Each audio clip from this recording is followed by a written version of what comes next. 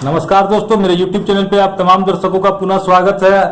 आज हमारे साथ भारत के जाने माने पॉलिटिकल एनालिसिस करने वाले श्री चंद्रभानु यादव जी हैं। लेकिन आज हम दूसरे बिंदु पे, दूसरे मुद्दे पे चर्चा करने जा रहे हैं। एक ज्वलंत मुद्दा है कि बिहार के ग्रामीण क्षेत्रों से जो आर्थिक रूप से कमजोर हैं, जो बीपीएल परिवार हैं, वो इलाज के लिए दलालों के चंगुल में फंस जाते हैं और ग्रामीण क्षेत्रों से उनको पटना राजधानी में लाकर प्राइवेट नर्सिंग होम में भर्ती किया जाता है। उनका आर्थिक दोहन किया जाता है। पैसे नहीं देने पर उनको बंधक बना के रखा जाता है। इस बीच में पेशेंट की मृत्यु हो जाती है। जो नर्सिंग होम संचालक होते हैं वो काफी क्रिमिनल होते हैं। वो माफिया सरगना से उनकी साठगांठ होती है और जो गरीब तबके के मजदूरा वर्ग के जो मरीज होते हैं वो मजबूर हो जाते हैं। उनके खिलाफ कोई कदम नहीं उठाते हैं, जिसका नाजायज फायदा नर्सिंग होम वाले उठाते हैं। इन्हीं तमाम बिंदुओं पर आज चंद्रभानु जी से जानेंगे कि इन दलालों के चंगुल से गरीब मरीज कैसे बचे और उनका बेहतर इलाज कहाँ पॉसिबल है। चंद्रभानु जी, मेरे चैनल पे आपका स्वागत है। नमस्कार। जानकारी में ही बचाव है। जानकारी न होने की वजह से आदमी जो है बहुत सारे मुसीबतों का शिकार बन जाता है, बहुत सारे अपॉर्चुनिटी को छोड़ देता है।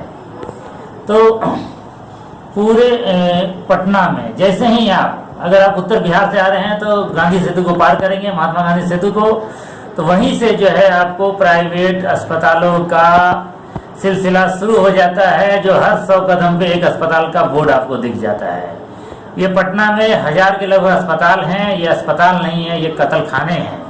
और ये वो कत्ल खाने नहीं हैं जो मिस्टर मोदी जी ने मुंबई में, महाराष्ट्र में गायों को काटने के लिए खुलवाए हैं, बल्कि ये इंसानों का कत्ल करते हैं। और ये सैकड़ों की संख्या में नहीं, 1000 की संख्या में है। हर रोज पटना में 2 से 3 हजार मरीजों का यहाँ कत्ल हो जाता है। इनके दलाल जो हैं वो हर एक गांव के कोने कोने में फैले हुए हैं। जो इनके दलाल जो है मात्र 2-3 हजार रुपया कमीशन के चक्कर में आपको जो है इनके चंगुल में फंसा देते हैं और उसके बाद जो है आपके जो है फुंसी को भी ये जो है कैंसर बना डालते हैं। आपके घाव को ये ठीक करने के जगह घाव को और ज़्यादा बढ़ा चढ़ा के उसको और बढ़ा देते हैं और उसके बाद इनका बिल शुरू हो जाता है। और एक गरीब से गरीब आदमी का जो है जीवन भर का पूंजी है 2 लाख, 3 लाख, 4 लाख, 5 लाख वो लूट डालते हैं। इनसे बचने का एक ही उपाय है कि बिहार में, पटना में बहुत सारे सरकारी संस्थान, सरकारी हॉस्पिटल हैं, जैसे पीएमसीएच है, एम्स खुल गया है। तो आपको जो है इन प्राइवेट नर्सिंग होम के चक्कर में बिल्कुल नहीं पड़ना चाहिए। एनएमसीएच भी है, आईजीएमएस भी है। आईजीएमएस भी है और एनएमसीएच भी है। 4 तो गवर्नमेंट के मेडिकल कॉलेज है यहाँ पे। और सबसे बड़ा नाम तो एम्स का है। होता क्या है कि पटना में कोई उद्योग धंधा तो है नहीं। पिछले सुशासन के नाम पे पिछले 14 साल में जो है यहाँ कोई इंडस्ट्री तो है ही नहीं है। तो 3 इंडस्ट्री यहाँ चल रही है। एक है कोचिंग इंडस्ट्री, दूसरा है मुकदमा यानी वकील की इंडस्ट्री और तीसरा है मेडिकल इंडस्ट्री। तो इसमें जो लोग और कहीं से पैसा कमाने का जुगत नहीं है, तो इसी के माध्यम से जो है लोगों को डूबा जाता है। तो मेडिकल इंडस्ट्री कैसे चलती है वो जान लीजिए आप।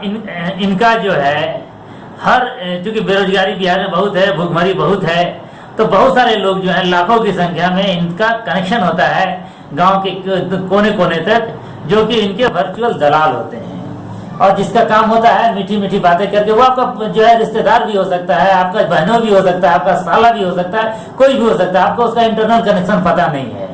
और जिसका काम है कि 2-3 हजार के लालच में आपके कई लाखों का चूना लगाने के लिए वो जो है इन कसाई खानों में आपको जो है फुसला के ले जाता है। बल्कि ऐसा भी होता है कि जैसे ही गंगा ब्रिज पार करते हैं तो कोई एम्बुलेंस आ रहा होता है, तो ये अस्पताल के जो गुर्गे होते हैं वो उस मरीज को आपस में कब्जा करने के लिए आपस में जो है लड़ाई और गोलाबारी तक कर लेते हैं, क्योंकि एक मरीज का मतलब जो होता है कई लाख की आमदनी होता है। आपको जो है खांसी होगा लेकिन ये इलाज एड्स का कर देंगे, ठीक है, बिल आपको लाखों का थमा देंगे। तो वर्चुअली ये बहुत बड़े क्रिमिनल्स हैं, ऑर्गेनाइज क्रिमिनल्स हैं, जो है गुंडे पाल के रखते हैं। सरकार और पुलिस को जो है पैसा खिला के जो है वो अपना कुकर्म करते रहते हैं। आपकी कोई सुनवाई नहीं होती है।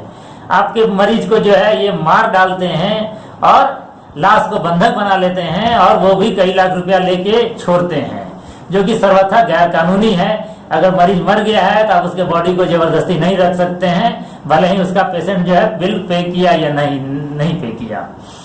अपने समाज के लोगों की जीवन बचाने के लिए कुछ हमें सलाह सेंटर खोलने की जरूरत है, जहां पर जो है मेडिकल में के चक्कर में, बीमारी के चक्कर में फंसे हुए लोगों को सही व्यक्ति, सही डॉक्टर सजेस्ट करने की जरूरत है, ताकि वो भूल के भी जो है गलत जगह नहीं फंस जाएं और अपना पैसा के साथ साथ जान से भी हाथ नहीं गंवा बैठे।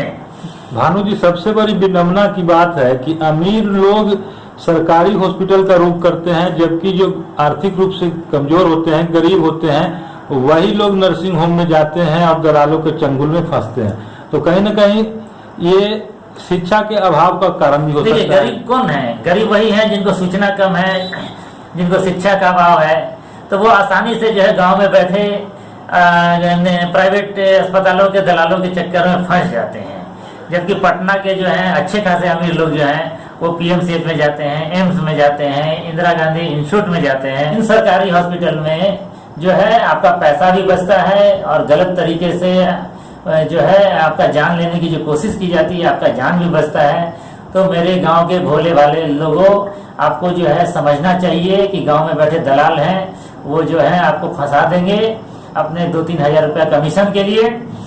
आपको कोई भी बीमारी है, इन 4 सरकारी संस्थानों में, मेडिकल कॉलेज में आप आइए, आपका जो है पैसा भी बहुत बचेगा और गलत जो है गलत बीमारी बता के आपकी जान भी ले ली जाएगी, आपका जान भी बचेगा। मैं एक और अस्पताल आपको सजेस्ट करता हूं, अगर आपको इमरजेंसी नहीं है तो तमिलनाडु में जो है क्रिश्चियन मेडिकल कॉलेज वेलोर है, वो जो है इंडिया का सबसे सस्ता और सबसे अच्छा संस्थान है।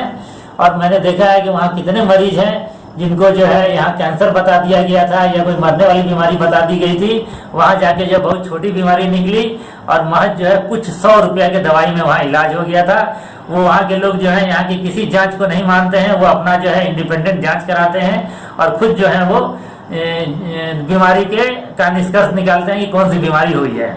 इसलिए भूल के भी जो है किसी भी प्राइवेट नर्सिंग होम में ना जाए, समझे। और सरकारी अस्पताल में जो है आपको लगता है कि यहाँ सही इलाज नहीं हो रहा है, तो आपको प्राइवेट में जाने की जरूरत महसूस हो रही है, तो केवल एक पारस HMRI आसियाना मोड़ में आप जा सकते हैं।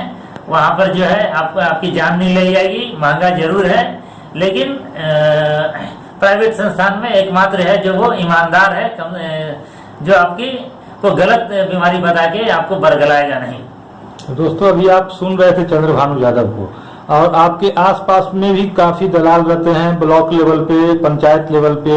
आप समझ नहीं पाइएगा, अपना रिश्तेदार, आपका अपना गोतिया जो है उसका दलाल होगा।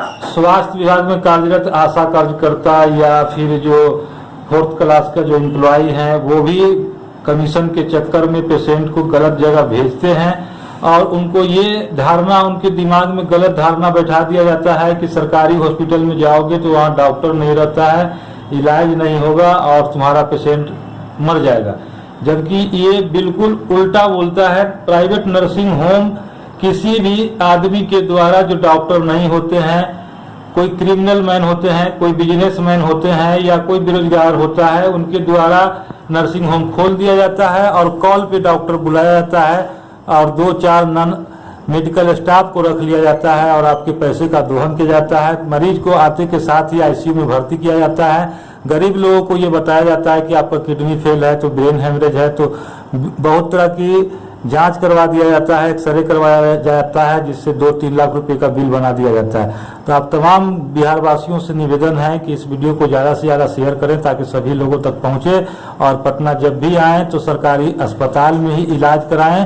प्राइवेट नर्सिंग होम आपके लिए जानलेवा और आर्थिक शोषण का केंद्र है, इसलिए प्राइवेट नर्सिंग होम से बचें। बहुत बहुत धन्यवाद वीडियो देखने के लिए।